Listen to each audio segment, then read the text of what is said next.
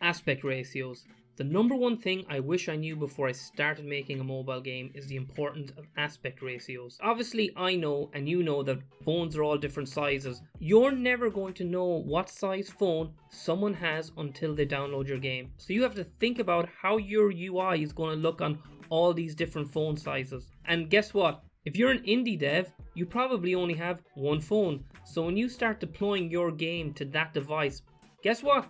That becomes the default aspect ratio of your game. And like, what was really weird about this is that when I sent out my game to external testers, I had about like 10 or 20 friends and family that were playing my game. Now, they weren't necessarily gamers or anything like that. They were just people who were interested in what I was doing. But none of them saw these issues on their phones.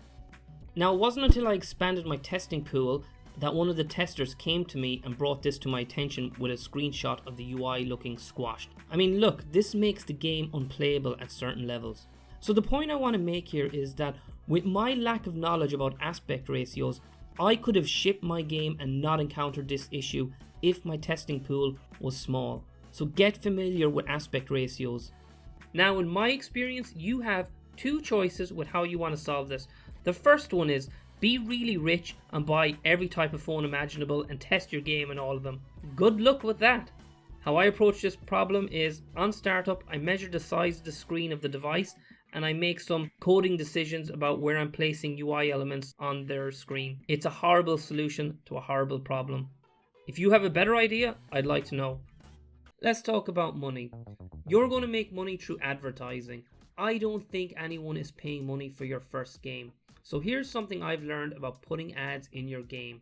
First of all, for some people, I get a sense that even one ad is going to be too much. And fair enough, I'm biased against ads as well, because over the years of playing mobile games, I really hate mobile game ads. I feel there's usually too many and they interrupt my gameplay experience by taking me out of the moment. Now I understand this is because money you make from ads is actually really low.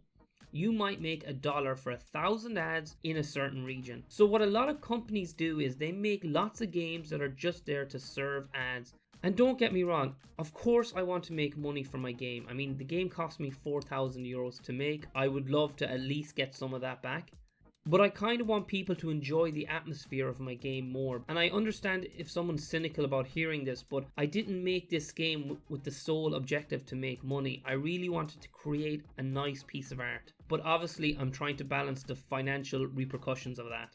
So what I did is I limited the ads in my game. So I made it so that there's only one discrete banner that goes away once you drop the moon. And I don't let any ads show for the first couple of levels, and after that I try to space them out so that they don't ruin the atmosphere. I even allow you to remove ads or to watch ads in advance so you can play in offline mode. I'm trying to find a fair balance to preserve the atmosphere of the type of game I want to make. Now, professional game testers have told me that the ad rate seems fair, but some of my friends who are just regular people are telling me there's too many ads. But because we're all Irish, I can't tell if they're just messing with me. That might be an Irish thing.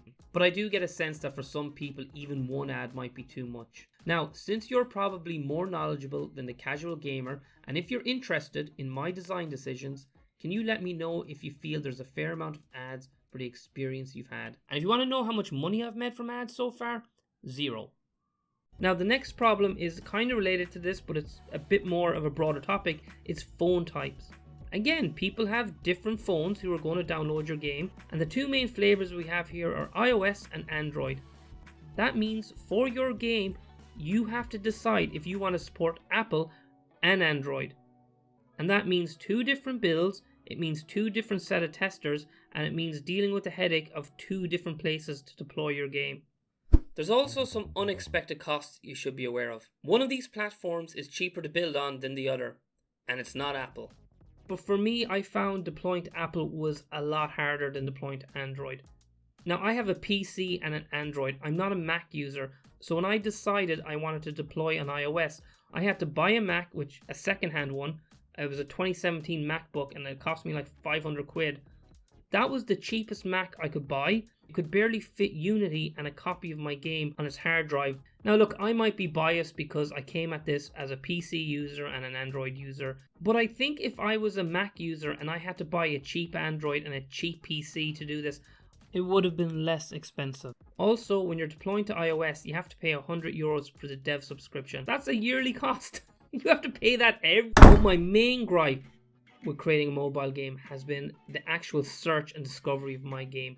My game is practically invisible on Google Play. It's hidden below a bunch of freaking kissing games, and I don't know why. Now, Apple seems to have it to be more searchable, but from what I read, mobile game visibility is paid for. Your mobile game is not going to rank highly unless you invest substantial money in marketing. Now, but in order for me to improve my visibility on the Play Store, I decided to create a bunch of YouTube videos with links to my game, and you can kind of see for yourself how that's going.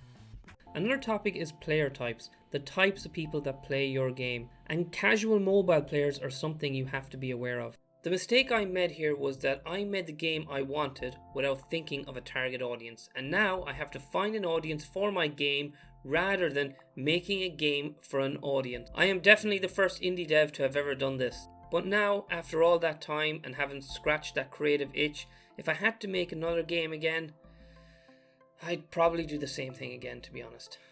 Look, my game might not be everyone's cup of tea. I designed a game to try to make you think and to be relaxing, but I think mobile gamers, they just don't want that. They want a game that they can casually play on the bus or on the jacks. Now, the last thing I didn't really expect was game updates. There's a bunch of libraries in my game that are going to go out of date, and unless I update them, it won't be discoverable on the Play Store. And trying to resolve the dependency issues between Unity, Google Billing, and my ironSource ad integrations is proving to be a massive pain in the... So just remember that done isn't done when you think it's done. So if you found anything in this video helpful, fantastic.